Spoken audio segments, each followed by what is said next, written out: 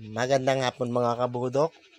Nandito ako ngayon sa Talipapa para bumili ng ulam namin ngayong gabi. Yes! Mag-iihaw ko ng tilapia. Ayan.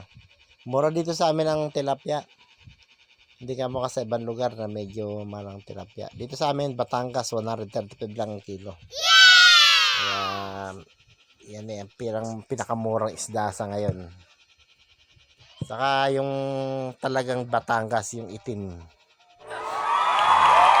Itong binibilang kay Suki ko na. Nakakatawad ako dito eh. Kagaya ngayon, nabili ko 99. Ginawa ko ng 100. So, nakatawad ako ng piso.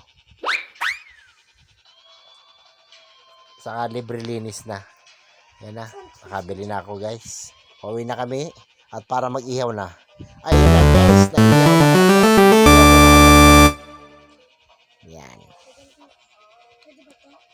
Napakalakas ng baga. Kaya mabilis maluto ito guys. Medyo madilim-dilim na. Pag alas 6 pa lang yung madilim na gabi. Madilim na ang hapon. Napakahaba kasi ng gabi ngayon guys. Bukod sa napakahaba, malamig na rin ang gabi. Ngayon siguro kasi parang ganitong December na. Ayan, malapit na maluto guys. Nakita nyo naman. 10, 9, 8, 7, 6, 5, 3, 2, 1. At toyo. At lagyan mo ng sili. Wow, sarap.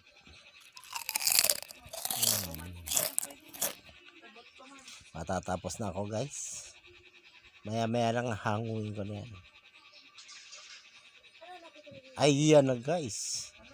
Nahango na. At maya lang guys. Kami kakain na. Kaya hanggang dito na lang guys ang aking video.